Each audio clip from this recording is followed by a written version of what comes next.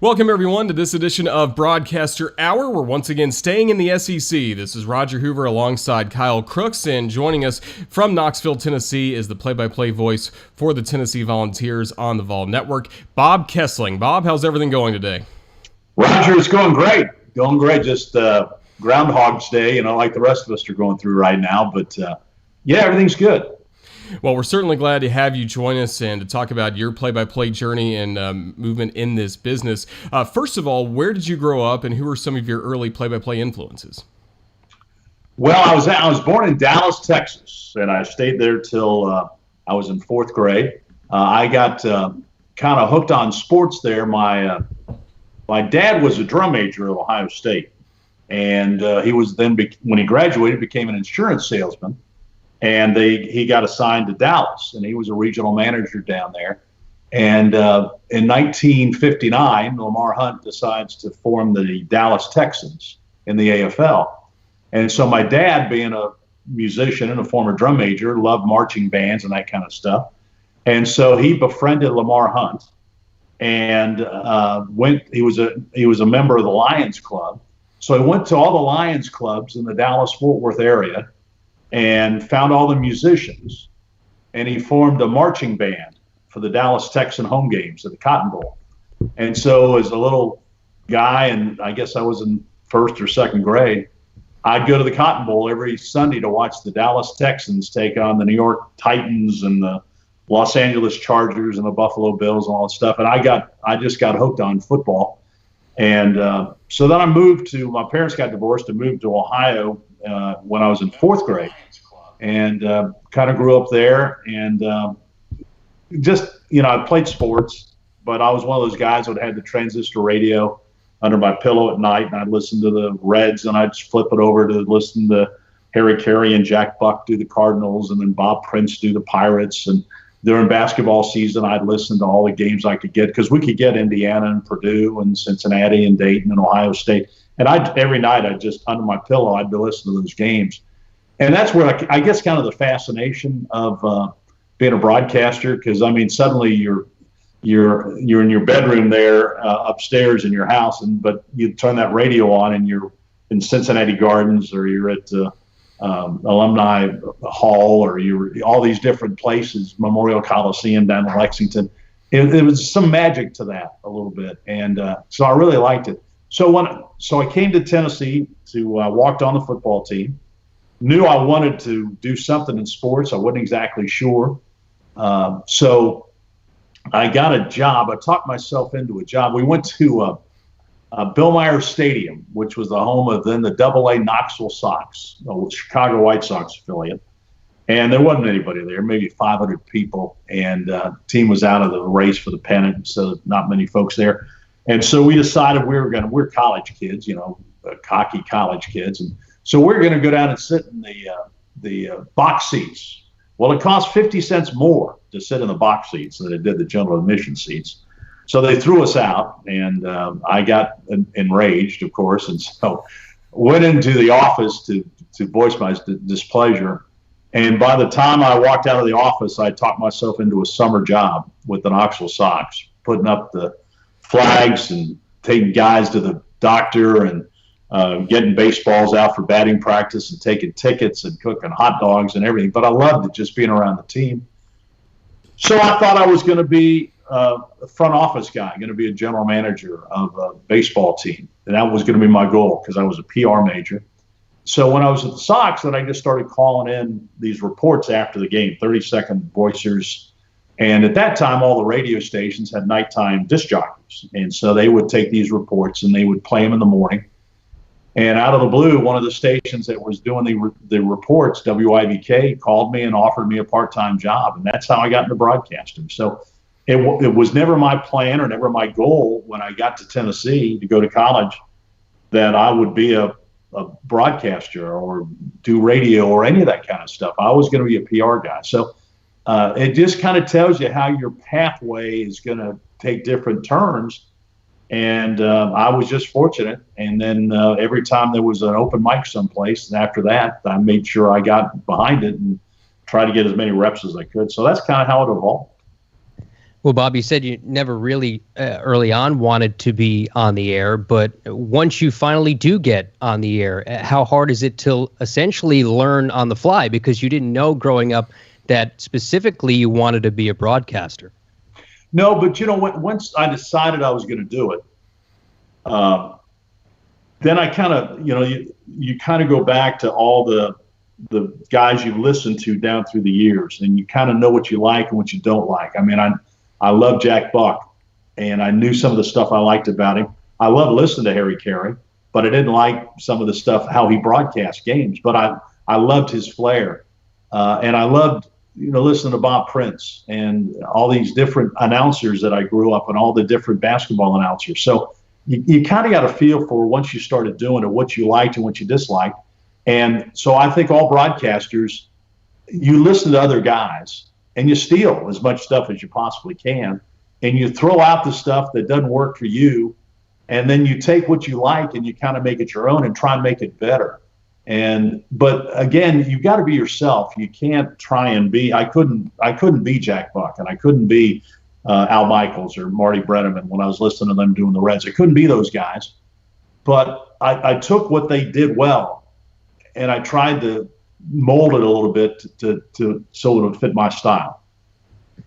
You mentioned you were a walk-on on the football team at Tennessee, but on the broadcasting side of things, what were some things that you were doing in school to get you ready for when you wanted to get a job post-graduation? I didn't do anything in school to help me in broadcasting, because all the classes I was taking in school, were advertising and public relations and writing and all these different PR type classes. I don't think I took a single broadcasting class at Tennessee, but the classroom I had was the fact that I would go to in the morning, I'd get up and do the morning sports on WIVK radio. That was my classroom in broadcasting. And so that's where I learned to broadcast, being around all the broadcasters at WIVK. But again, when I was in school, I still thought I was going to be a PR guy.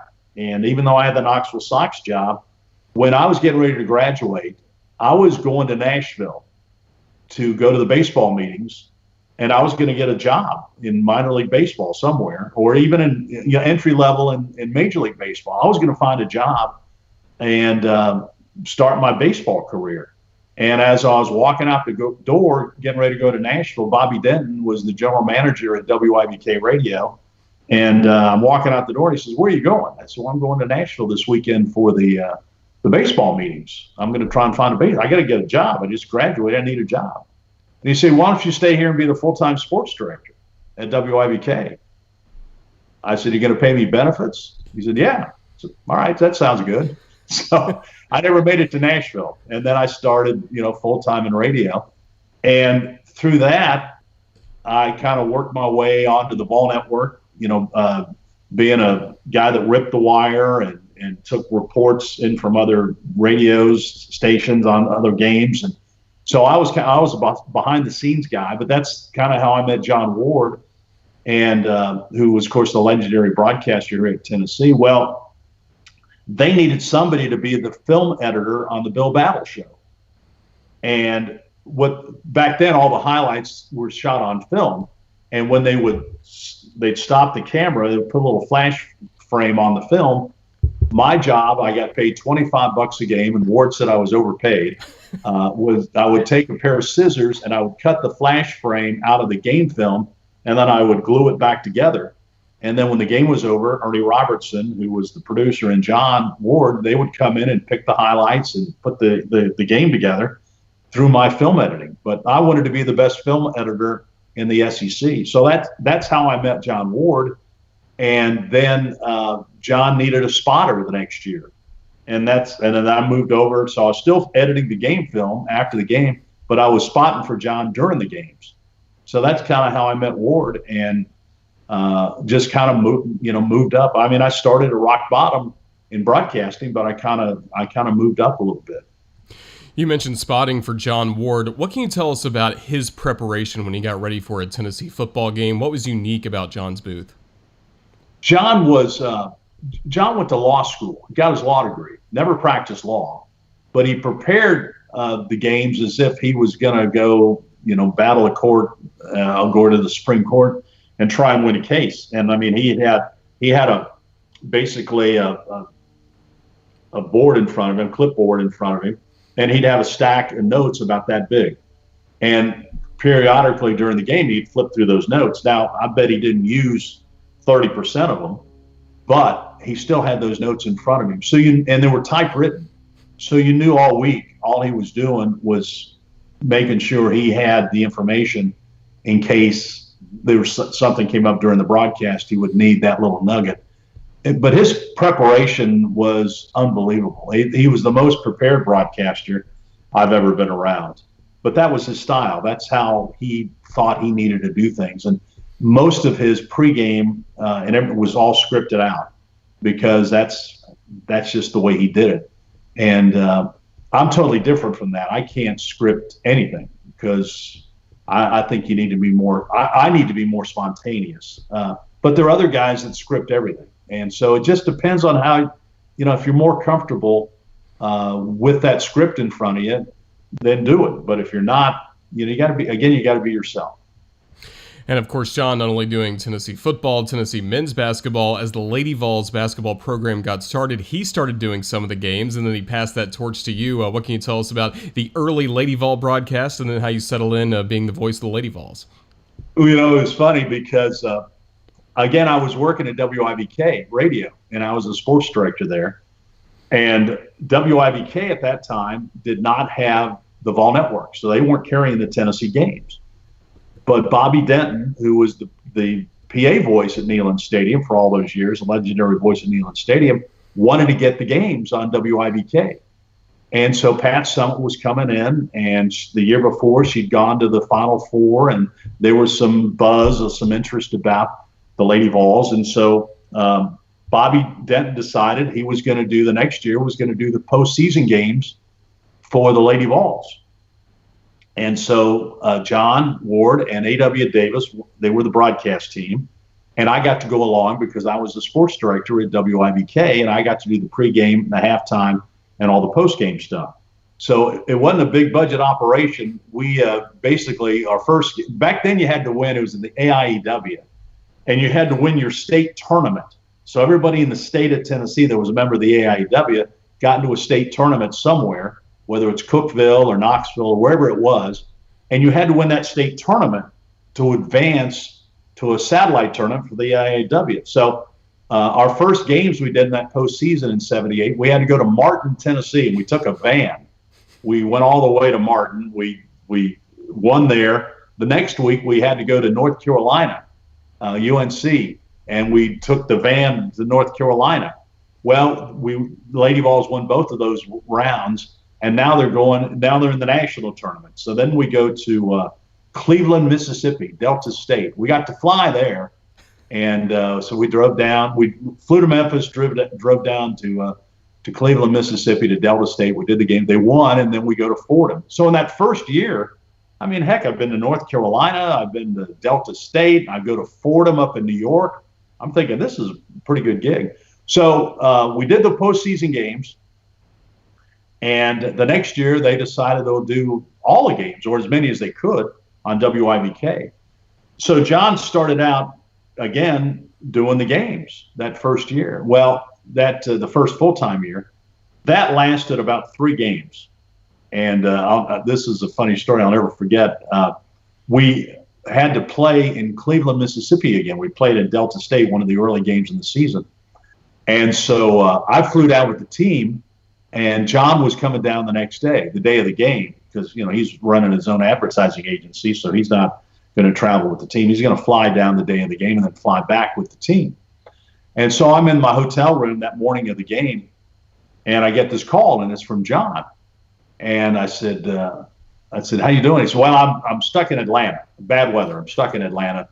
I'm not going to be able to make it there tonight to do the game. So you can do it by yourself, can't you? You know what's going on. You know about the rosters." And I said, "Yeah, I know everything." "Well, you just go ahead and you got the equipment?" I said, "Yeah, I've got all the equipment. You just do the game." And I'm going to turn around and go back to Knoxville. I said, "That's fine with me, John." And so I'm fired up. I'm going to get to do my first basketball game. I'm 22 years old or something like that. And I'm thinking, this is going to be great, college basketball. And so I did the game, and thought I did okay, got through it, and got the score right, and all those type of things. And so I go back to the next day. I'd take the radio gear back, and so I'd take it over to Ernie Robertson's office there at UT. And I go, Ernie, so I got to do the game last night. Of course, he's editing some film. He didn't even look up. He said, yeah, that's what I heard. I said, yeah, it was really a lot of fun. I said, yeah, I bet it was. He said, well, John couldn't make it because of the bad weather. He said, what? I said, yeah, John called me and said he was stuck in Atlanta. I said, no, he wasn't. He was at that phone right over there. That's where he called you from. So I figured out pretty quick that John wasn't going to do both the men and the women for very long. And so that's kind of how I got the Lady Ball job. And so I started doing their games. And, I didn't treat it like women's basketball. Now, back then, it's a lot different than it is now in Tennessee. I mean, back then, a crowd of 100 people at Stokely Athletic Center was a good night. And so you weren't doing it for the publicity, and you weren't doing it for the money. I think I got paid $15 a game or something like that. I did it for the reps, and I didn't view it as women's basketball. I viewed it as college basketball and SEC basketball. And I got a lot of reps. I got to do a lot of games. I went all over the country with them. And, little did I know at that time that I was going to be working with one of the legendary coaches in college basketball, Pat Summitt. I mean, back then she was Pat Head. And again, we were playing in Stokely. They just graduated from playing an alumni gym. And again, 100 or 200 people a night was big time. I mean, that was big doing. So, and that's kind of where you've got to start. I mean, you take any opportunity you get, and you run with it and do the best you can, and you view it as reps. So, but when I was at WIBK, I also got a chance to do high school football. That was my first chance to do play-by-play on football, and then I was doing lady balls, and then I started doing by that time they'd moved to the Knoxville Blue Jays. So I got a chance to do all the Knoxville Blue Jay home games on radio. I was working at WIBK. The games were on WHEL, so I was working at one station and broadcasting baseball on another, which was fine. And then I even did hockey during that time as well. I was doing the old Knoxville Cherokee. So again, any mic that was open, I decided to get behind it and see what I could do. In those early years, what are some things on air that you're trying to work on when you essentially just get in front of the microphone for the first time? What are things that you're looking to develop as a young broadcaster at that point? Score, time, who's got the ball, where is the ball, score, time, reset, score, time, all those things that you kind of try and get ingrained with you.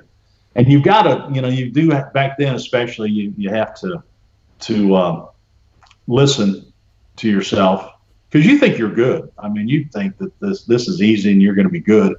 And then you start getting the criticism, or somebody will start, well, you didn't do that very well. I've told Roger this story before. I was doing the lady balls, and they had a broadcast ramp at Stokely Athletic Center way above the floor, and you look kind of down on top of it. Great perch to watch it and do a game. And so I'd done some lady ball games, and I thought I was pretty good. I thought this was going to work out really well. So I made a tape of one of my games, and so the lady ball position was down on one end of the ramp, and Ward's position was on the other side. And so we did a double hitter. The lady balls played the first game, and the second game was getting ready to come up. And so right before John went on the air, I said, John, would you mind listening to one of my tapes and kind of give me some critiques about things I could do better? Yeah, I'd be happy to, he said. And so I didn't get the tape or anything. And so we happened to have another doubleheader a couple weeks later. And I went up to him again, after our game was over, before he went on the air. And I said, John, did you have a chance to listen to my tape? And he said, yes, I did.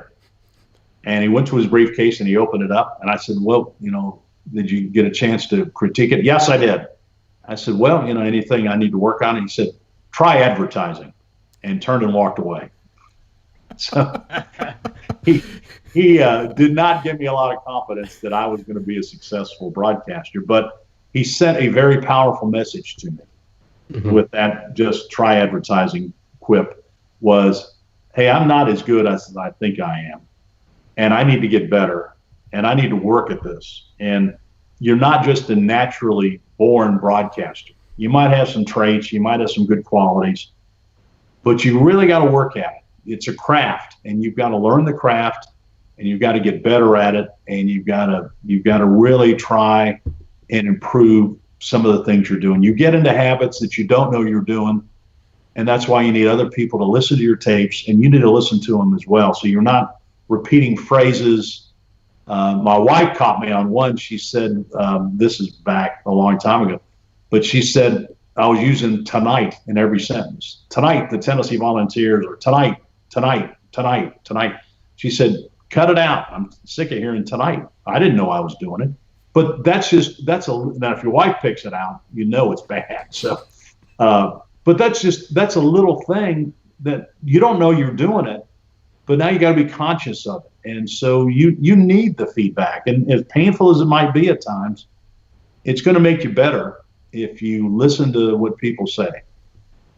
And how much now, Bob, even after football games or basketball games, are you listening back to full games and doing self-critiques? I know me and Roger do it all the time. We all do it because nobody's a harder critic of yourself than yourself. So do you still do that even all these years into it? I don't listen to full games, but I'll listen to, like when I'm doing my notes or something, getting ready for the next game.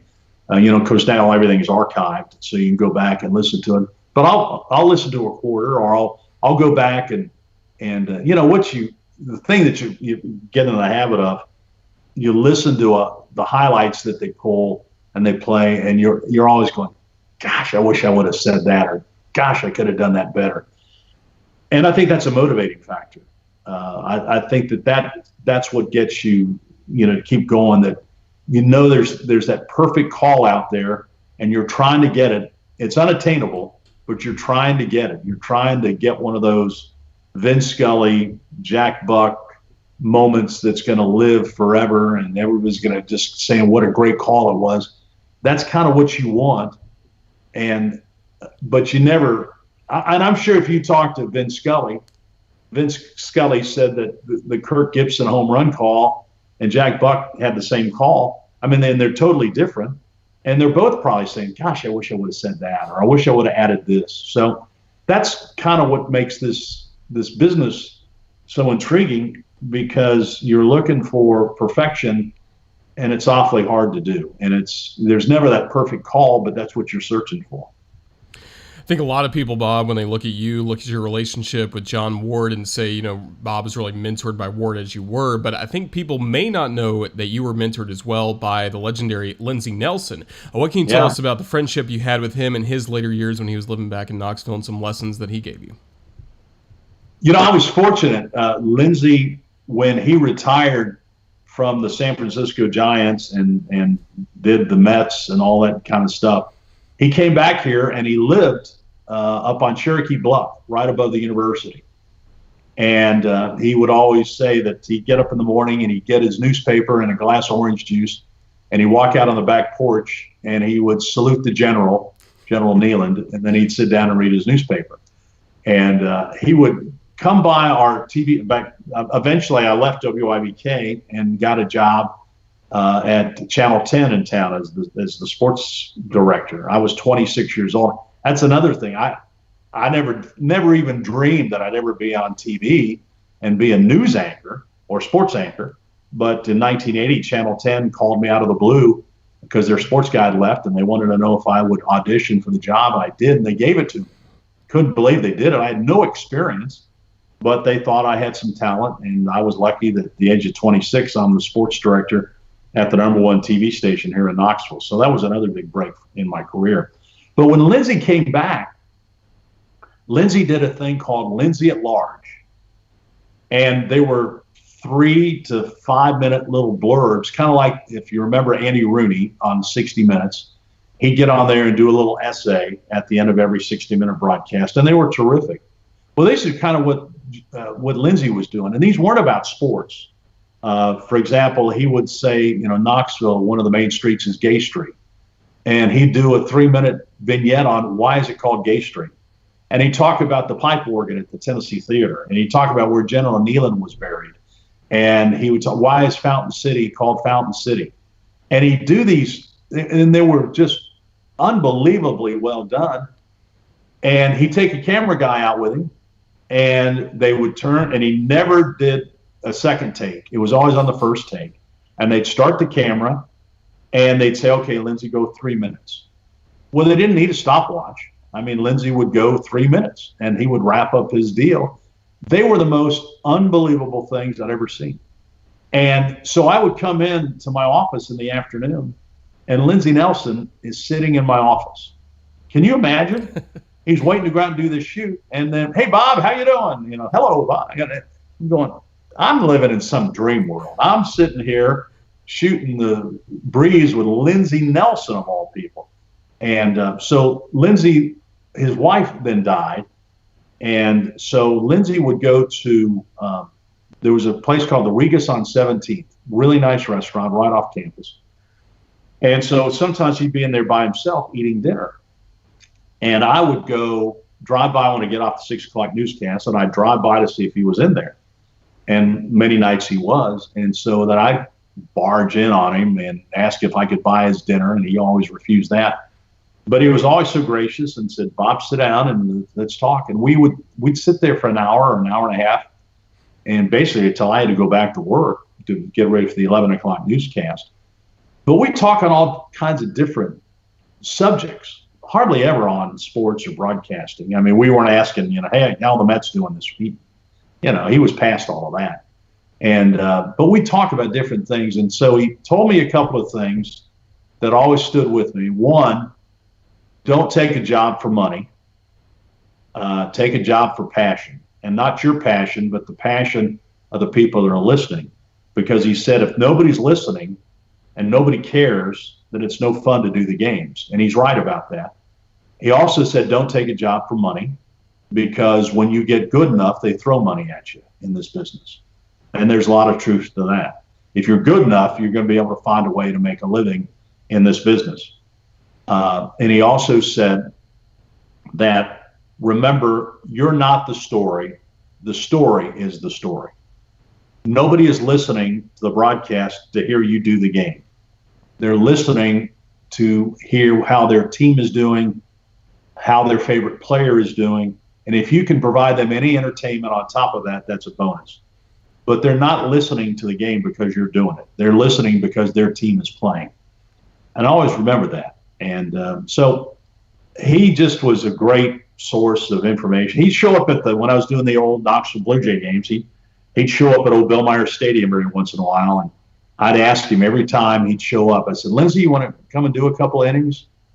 And I was doing it selfishly because I was hoping he would come up there and sit with me and I could listen to him do games. And he said, I said, I've had my chance. This is your opportunity. Go up there and do the best you can. So I thought that was great. So yeah, I had a great relationship with Lindsey, and I was really saddened when he passed away. I got to, he wore those ugly sport coats. I mean, hideous sport coats. And, but that was his trademark. And so I got to go up to his apartment there up on the hill, Cherokee Bluff, and do a sit down with him about the sport coats. And he had closets full of them. I mean, every closet in the house was full of these horse blankets that he called sport coats. I mean, they were just horrendous, some of them. Some of them were really nice. And but everyone had a story. And so I asked him about this one. I said, Lindsey, you don't really wear that, do you? He said, oh, yeah, I wear that one all the time. I said, well, what's the story on that? He said, I was walking through the garment district in New York City one time, and I walked by this drapery store where they had material for drapes, and there was this god-awful green paisley-looking material. And I walked into the proprietor of the store, and I said, sir, would you be able to make that material into a sport coat? And the guy said, yes, but why? And because it was so god-awful. But they did. They made it into a sport coat. And he said he loved it because he could wear it to do the Mets game in the afternoon, and then he could put a bow tie on and go to the Met that night and go to the opera. So it was very versatile sport. But he had stories about everything. But you need to have mentors and guys that you could bounce stuff on. And I could call him at any time, and he would I think he really loved to have people talk to him. And so I'd call him, and we'd talk, and it was just a great relationship. So I had John Ward and Lindsay, and then my dad knew Jack Buck. They went to Ohio State together. And so every time the Cardinals were close, I would get to go see Jack Buck. And so I got to talk to him on several occasions. And he gave me a bit of advice, which I thought was really good, too. I asked him, I said, most players that I've heard like you, that you treat them fairly on the air, and they all seem to, appreciate the job you do. He said, well, that happens because I tell the truth about it. I said, what do you mean by that? He said, well, I had a dispute with Ozzie Smith, and I didn't think Ozzie Smith ran out a ball to shortstop one time, and I called him on it on the air. Well, Ozzie got me in the clubhouse the next day and was, how dare you say I didn't hustle? He said, well, did you? And Ozzie said, well, I could have run harder. He said, well, that's all I was saying. I said, I'm not trying to pick on you. I'm just trying to be truthful. So I think that's a good lesson, too. I think when you're broadcasting, you don't need to give opinions. You need to give the truth, and you need to be a reporter.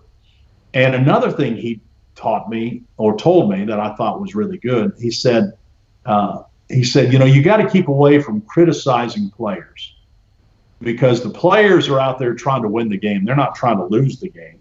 You need to be truthful about what they've done, but you can't pile on. And he said, how I do it, I treat every player on the field as if they're my own son.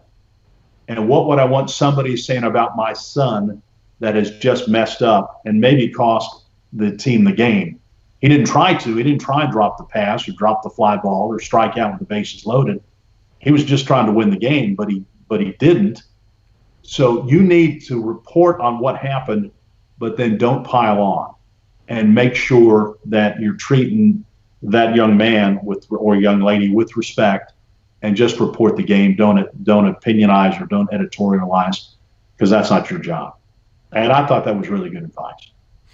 As we continue with kind of the arc of your career, how did you transition into some television play-by-play work in the late 80s, early 90s, especially with Jefferson Pilot Sports? Well, again, I was fortunate. I mean, I keep saying that, but I was really kind of lucky. I'd done some pay-per-view games for UT during the mid 80s and to the late 80s, and when they were doing the old Sports View or whatever they called it, but it was the pay-per-view football games. Usually those were the non-conference games, and so I was lucky that I was able to do those games. And I think Mike Keith, who's now doing the Titans, was the sideline reporter for some of them. Conridge Holloway and Ron McCartney and a bunch of the guys were my color guys, but Bobby Scott and some other people. So anyway, I got experience calling TV games. And so in 1989, the SEC basketball tournament came to Knoxville. It was at Thompson Bowling Arena. And one of the Jefferson Pilot announcers got a better gig or was doing something for the networks. I don't remember what happened, but Jimmy Rayburn, who was the executive producer for Jefferson Pilot back then, called me and said, this is a week before the tournament started. And he said, listen, one of our guys can't be there. We need somebody to do in-between game interviews, interview coaches after the game, and basically be a sideline reporter and be a guy that can fill in case there's a delay or something like that. Are you interested? I said, well, yeah, sure I am. He said, well, let me give you the ground rules here. The only reason I'm calling you is because the games are in Knoxville. Your station is carrying the games, and I don't have to put you up in a hotel, pay your per diem, or pay an airplane ticket. That's the only reason I'm calling you. You still want to work? I said, yes, sir. Yes, I sure do. He said, let me put this into perspective for you. If the games were on Channel 6, I would be calling the guy at Channel 6. Do you understand? I said, I got it. I got it. But I was just so thrilled to get the opportunity. I'm working with Tom Hammond and Larry Conley and all those guys. And, but I wanted to do the best job I possibly. I didn't even ask him how much it paid. I didn't care. I had a great opportunity. And so I was doing the games. Paul Kennedy, who later went on to Alabama to do play-by-play, and he's now down in Florida still doing hockey and so much other stuff. Paul was the host, and he was the guy who threw to the different announcers and in between the games, and then I was the guy doing interviews in between games. So the next year, I apparently did a good enough job, because the next year they asked me back. And so I did the tournament the following year. Then the next year after that, which would have been 91, I guess, then I got to host the tournament. And then I started, in November, they would only have those, they'd have, not in November, but in February, they would have, those during ratings periods. So we would do 2 games or 3 games on a Saturday. And so then I moved in from being they took me on full time to do the pregame show. And so then I would be able to do the pregame show and then do play-by-play in those games in February. So I got a lot of experience. But again, if the games would have been on Channel 6, I never would have been on Jefferson Pilot doing the SEC Game of the Week. So it's funny how this business works sometimes. It's always time and place, isn't it? And how these opportunities come. But Kyle, I think it's also it is time and place. But I'll go back to Lindsey Nelson. Lindsey told me, you're going to get one shot in this business. Will you be ready? Will you be ready when your opportunity comes? Can you break the door down? And I wasn't sure exactly what he was saying, but my big break was the Jefferson Pilot SEC basketball tournament. If I wasn't prepared, if I didn't know how to interview people, if I didn't know how to do live television, I never would have gotten the opportunity to do SEC football and basketball games on television. And that I never would have gotten a chance to do University of Tennessee. So when that opportunity came, I was ready. Well, so many guys are just so confident that they're, that they don't know why at the age of 23 or 24 that they're not just zooming right straight to ESPN. The problem is that you're not ready. And you got to get ready, and you do that by getting reps. And then suddenly you might get a call from ESPN, and you better be ready, because there's so many guys that get that call and think that ESPN is going to train them, but they're not. You got to be ready to go when you get the call. And I think that's one thing. I do believe that you do get a break in this business, and it's up to you to take advantage of that break. And it's fair to say you kicked the door in once you got that opportunity, and now you fast forward to becoming the voice of the Volunteers, a legendary collegiate brand, replacing a legend in John Ward. What is that first season like? Going into that first season, do you have a lot of nerves, anxiety going into a job like that, or are you prepared enough with everything that you've done to step into that situation and say, okay, I'm ready to go? Well, I thought I was prepared because of the different, I don't know what else I could have done to be more prepared. I'd worked beside John for 15 years, so I kind of knew, the ins and outs of the Vol Network and the broadcasting business. I'd done national radio I'd done the NCAA tournament on Westwood One, so that's about as big as it gets. I'd done games by myself. I'd done hockey games. If you can do hockey games from the old Ice Palace in Toledo, Ohio, I think you can do pretty much anything. So I was, I thought I was prepared for the job when it came. It was interesting. John announced his retirement before the football season in '98, and so he was going to do '98, kind of do the grand parade for a year through football and basketball season. Coach Dickey, during that whole year, never talked to me at all about the job. I didn't know if I was a candidate, didn't have any idea whether or not it was really a job I even wanted. And because I had so many people in the business tell me, don't take it. You don't want to be the guy that replaces the legend. You want to be the next guy.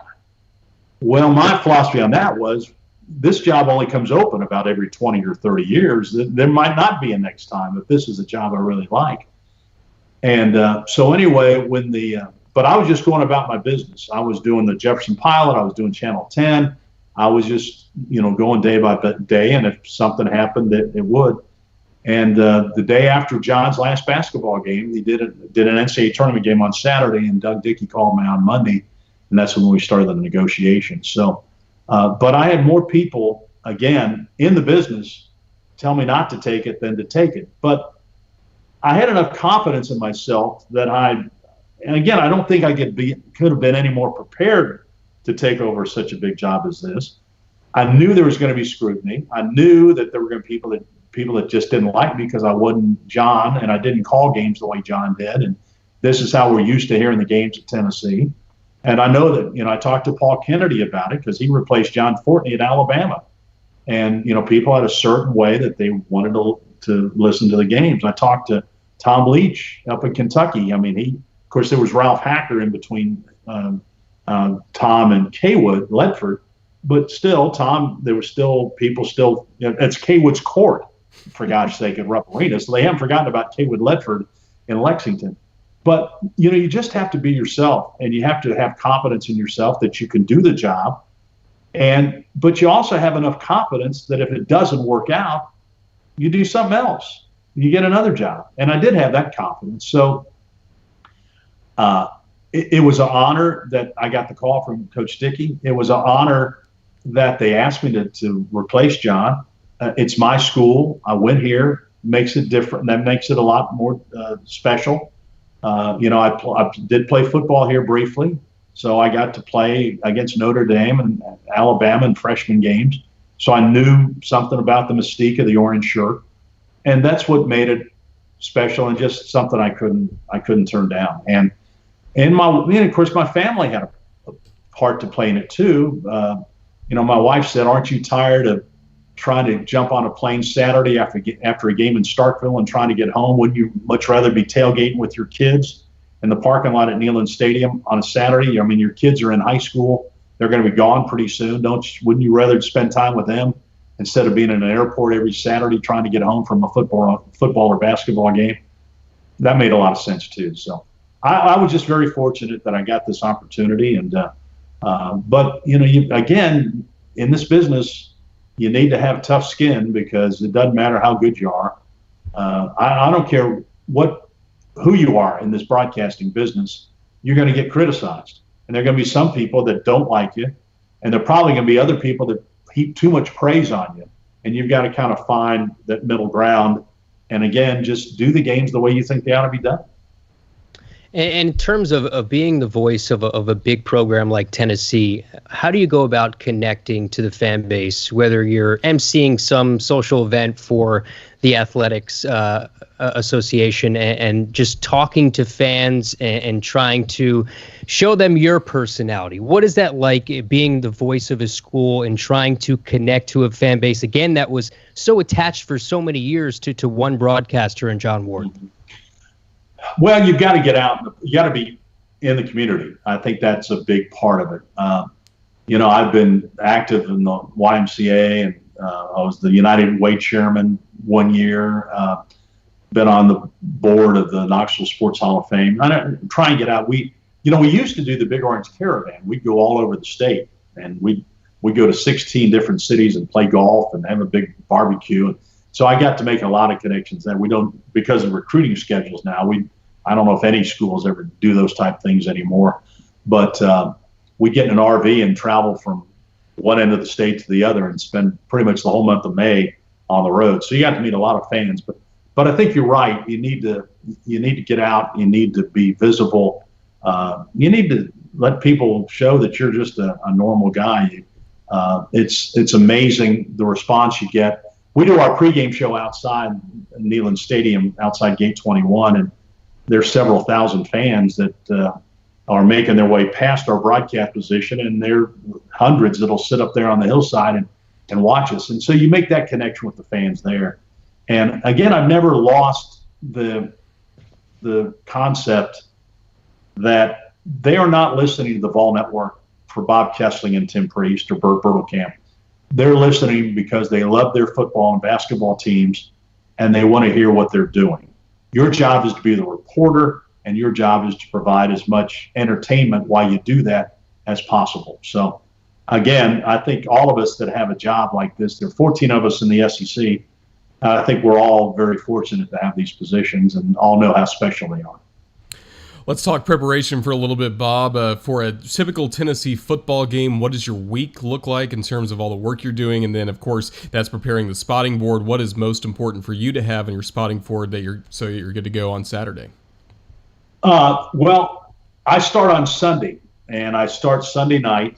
I had a little downtime where, I sleep through the NFL games. I try and stay awake from them, but I usually sleep through the NFL games and wake up just in time for 60 minutes. And but then I'll go to the computer, and I'll see how the team that Tennessee's playing the next week, see how they did, go through the articles, listen to the post-game press conferences of the coaches and the players, kind of get a feel for their injuries and those type things. And then Monday, you go in and you start putting together you got your depth charts by then. You start to put together your spot charts. I do mine on a legal folder. And so I open it up, and I've got, offense, defense on one side, flip it over, and offense, defense on the other side for the teams. And but then I have that little folder so I can keep all my notes. I want them all in one spot so I know exactly where everything is during the week. So I spend Monday morning putting together my spot chart. Coach Pruitt and the players, we have a press conference on Monday around noon, so that'll take me until about 2 o'clock. Come back, try and finish my spot chart. We've got a call-in show that Monday night. Tuesday, spend most of the day on the visiting team, going over their press conferences, going over their notes. The good thing about the internet now is that there's lots of information. The bad news is there's lots of information you got to pile through, but you got to go through it and find out the notes and those things about the broadcaster. Wednesday, I kind of try and tie everything together, finish up my spot charts, go over last-minute newspaper articles. Then Wednesday afternoon, Tim Priest and I go and watch film on the team we're getting ready to play, and then we visit with the coordinators on Wednesday night. Thursday, then I'll try and spend some time with Coach Pruitt. And Wednesday night also we have ball call, so I'll get to spend some time with Coach Pruitt on Wednesday night. But I guess what I'm saying is every day you have to have a routine, and you got to have a checklist. And I kind of learned this from John Ward. You can't do, well, I'll do that. No, you got to do it on Monday. Got to get everything done on Monday. Then you got your next Tuesday. You got to get everything done on Tuesday. And if it means going to your talk show and coming back to the office afterwards, you got to get it done. Because if you let things pile up, and by the time you get, Friday is the day that you tie up all the loose ends and you kind of relax a little bit. But Friday is the day that you it's like the day before the final exam. You just kind of go over everything. But Friday needs to be the day you kind of relax a little bit.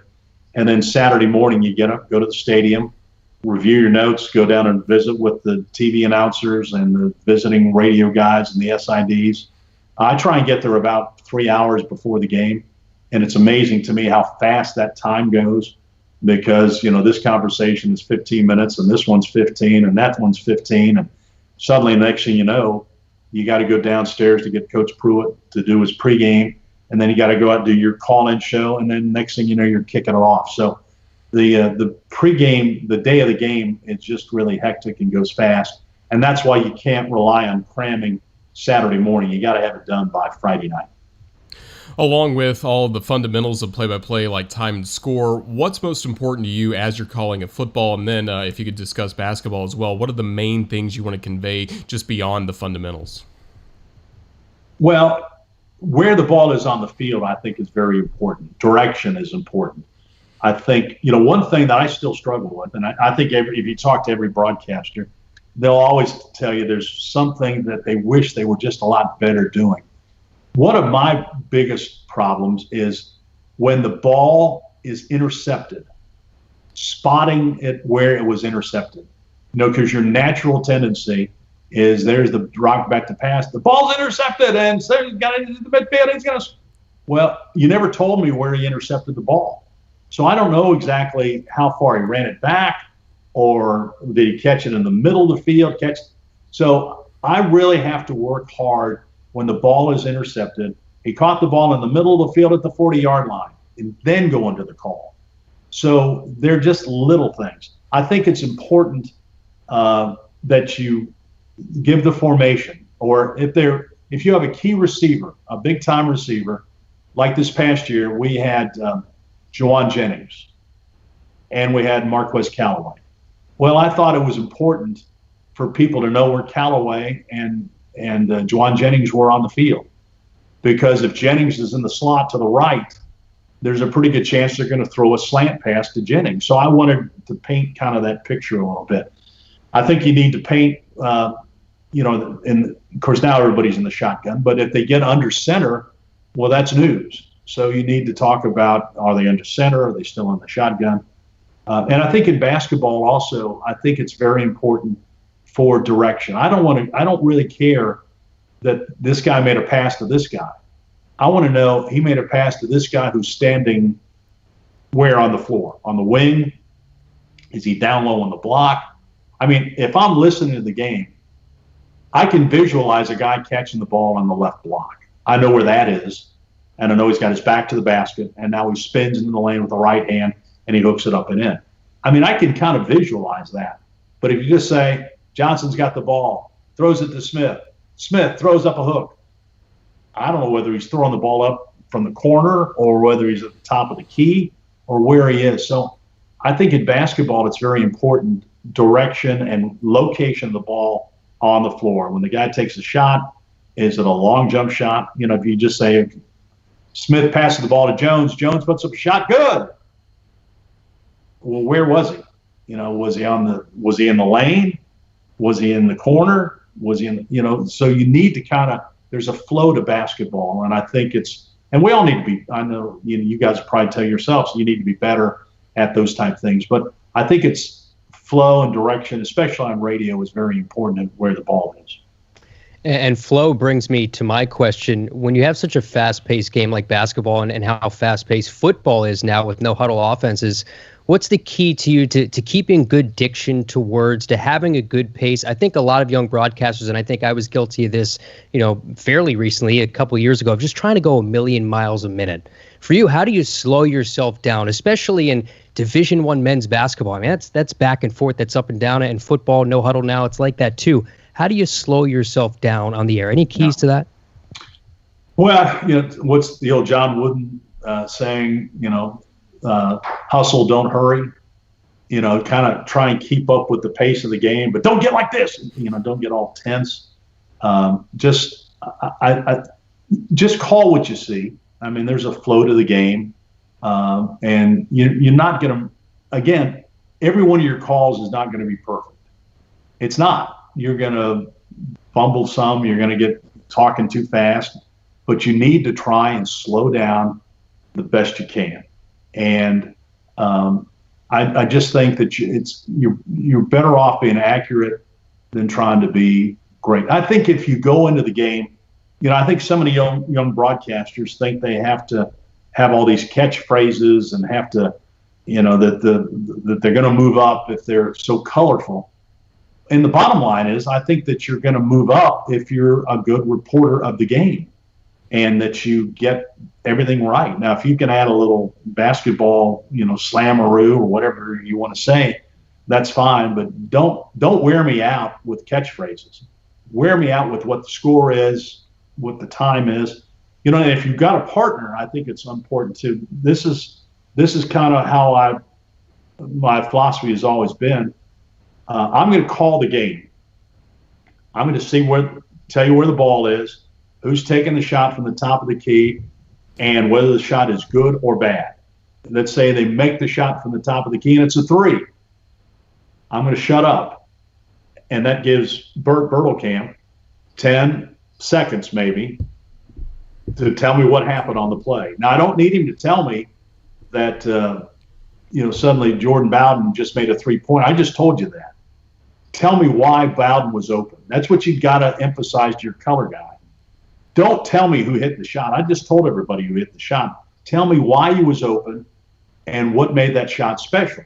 Do that, and then by the time he gets done with his whatever he's saying, he has to wrap that up with about 10 seconds, because when the ball gets back to midcourt, he's got to give it back to me so I can reset the next play.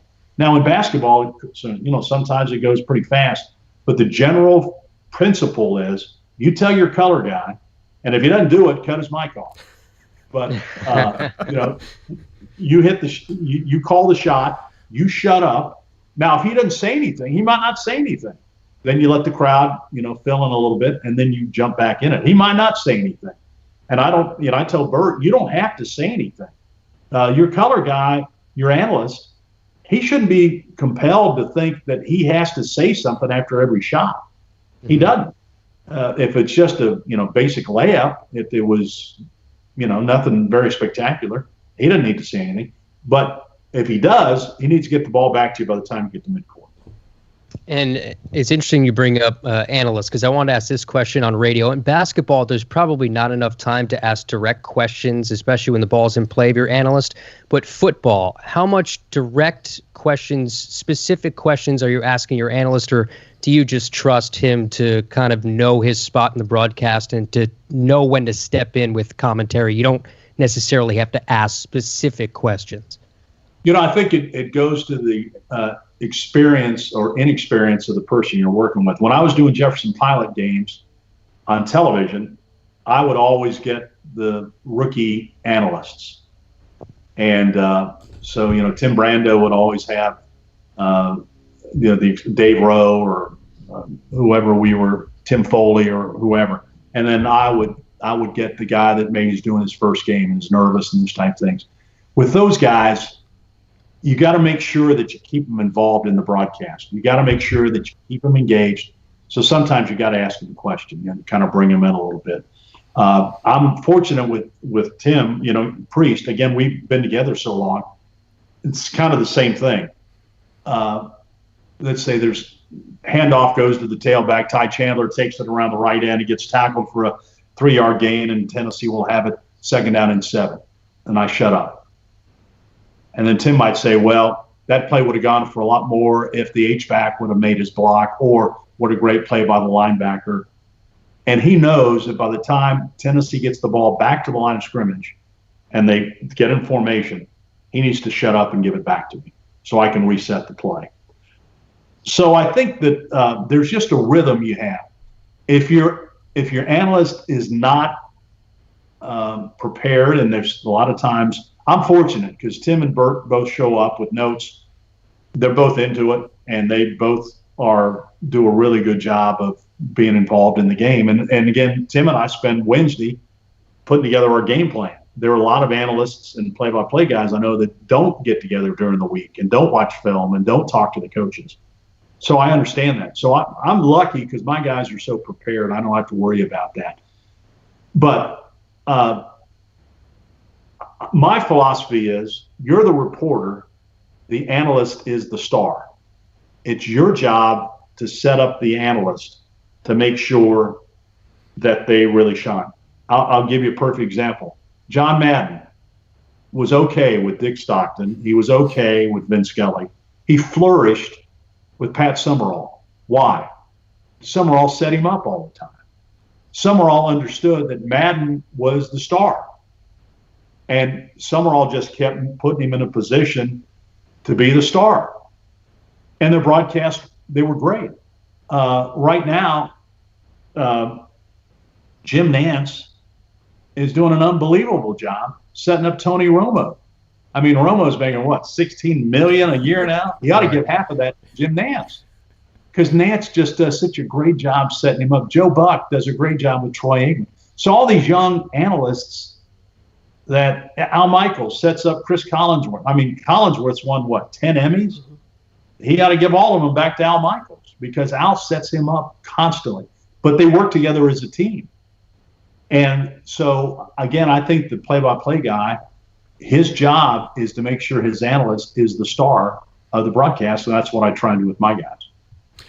Getting close to the end of the hour, so only a couple left for you, Bob. But I want to go back to what we talked before about Lindsey Nelson saying you're going to get your one big break. And there was a point in your career when you had been doing a lot of good things, voice of the Lady Vols, doing a lot of Jefferson Pilot sports, and you were pretty anxious for what that next big break would be. And I know you had a conversation with Pat Summit about when your time is going to come for that big break. Can you tell us what she said and some advice for people that maybe feel like they're kind of in the middle of their careers, kind of waiting for that next shoe to fall? Yeah, I'm glad you brought that up, Roger. Pat, everybody says that Pat was this overnight success and such a great. Well, she went to the Final Four 7 times before she won her first championship. I mean, she was the Buffalo Bills of college basketball. Pat's a good coach, but she can't win the big one. Well, she finally won that first one, and in 1987, finally got over the hump, won the championship, and I called her. And I said, can I take you out to lunch? Now, I've been doing her games. And basically, I just asked her, I said, what kept you going? Most people thought after the 84 Olympics, you won the gold medal. What is bigger than winning the gold medal for your country? And she said, well, we were close at Tennessee. And I thought we had a chance to win a championship. And I knew it was up to me to get our team better. So I went to Phil Jackson. I learned the triangle offense because we had Shaniqua Holzclaw. And I looked at who we were recruiting, and I looked at how we were conditioning, and I was looking at nutrition of our players, and were our practices too hard or not hard enough? Were they too long or not long enough? I broke down every single thing we were doing, recruiting and everything, and it paid off with a championship. I said, wow. I said, well, the reason this is where I am. I kind of need motivation a little bit from you, if you could help me. I've got a great job. I'm working at Channel 10 here in town, #1 TV station in the state of Tennessee. We're doing great. I'm doing Lady Vol basketball on radio. I'm doing Vol Network stuff. I'm really, everything. It's really terrific. But am I going to be doing this for the next 20 years? What's my next step? Where am I going next? And I kind of feel like I'm kind of stuck in a rut here a little bit. And I just needed, I need a little shove, a little kick in the pants and I guess what I was trying to tell her was, I can't believe that ESPN and CBS have not seen my greatness while they're not beating down my door. And I didn't ask her to call anybody, and I didn't ask her to do me any favors. I just needed to know, how do I kind of get out of it? And it was a good rut to be in, but I knew that for me to stay satisfied in this profession, I was going to have to take some, bigger steps and get on with my career a little bit. So I laid that all on the table for her. And all of a sudden, she looks across the table and gives me the stare, which you don't want to get the stare from Pat Summit. And she goes, Bob, I don't know anything about broadcasting. I don't know anything about the politics of it. I don't know who they hire and who they fire and why they do what they do. My guess is the reason that you're not getting any phone calls and you're not moving on with your career is you're not good enough. I wouldn't expect anything. It's like I got hit in the head with a hammer. That's not what I was expecting to hear from her. She goes, now, I listen to your broadcast because they put your broadcast over the top of our game film. I think you do a great job. But there's somebody out there that doesn't think you're doing very good, or your phone would be ringing. You get another chance. So what you need to do, go back tonight, look at your newscast on Channel 10, figure out how you can make it better. Your next basketball game, baseball game, make sure you're doing it better. You need to get better. And that's how I looked at my career. I needed to get better. And I think there's a good lesson in that.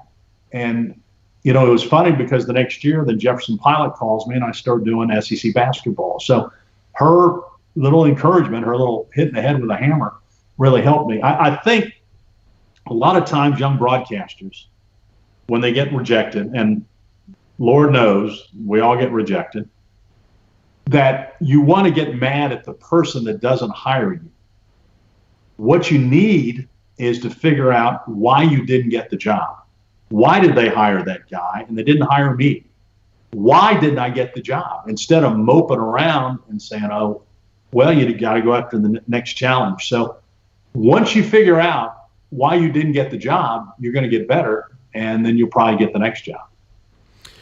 And we'll get you out of here on this. Of course, we talked about your relationship with John Ward being part of the John Ward broadcasting tree that has a lot of branches to it. A lot of guys have been successful in your time at Channel 10, Jefferson Pilot, and then your years with the Vol Network being the voice of the Vols. You've developed your own broadcasting tree over the years. And I know mentoring young broadcasters is something that's been very important to you. And whether it's Big Orange Broadcasting Camp or some of the young broadcasters you've gotten to know, just how proud of you are of all the people you've helped get started in this business and now the things they're starting to do. Well, it is a thrill. And, I think John Ward took a lot of pride in the fact that, I got the chance to replace him, and Mike Keith, another guy that came up under him, is now the voice of the Tennessee Titans for over 20 years. I think he took a lot of pride in the fact that two of his guys got two of the biggest broadcasting jobs in Tennessee. And I take a lot of pride in the people that keep moving up, guys like you, Roger, and some other guys that maybe I've had a little part in their career. And Courtney Lyle is another one who's just doing great things at ESPN. And her dad gave me my first job at WIBK. He was the sports director. Paul Lyle was the sports director at WIBK when I got hired. So I go back to Courtney when she was a little squirt, and to watch her move up. And it was great. I don't think Courtney will be embarrassed by me telling the story, but Courtney came up, worked for us at UT, and then she went on down to Macon and took a job as a sports reporter at Macon, and then came back to Channel 10 here in town and was a reporter for Channel 10. And then we started doing these SEC Plus games, and we're doing Lady Vol games. And I thought it would be great to have a female voice doing Lady Vol basketball on television. And so Courtney was the obvious choice to get the first crack at it. So I call her up and I said, Courtney, you need to come over here. We're going to do these SEC Plus games, and you need to do the play-by-play. Oh no, I want to be a sideline reporter. I said, no, you don't. You want to be a play-by-play. So get over here.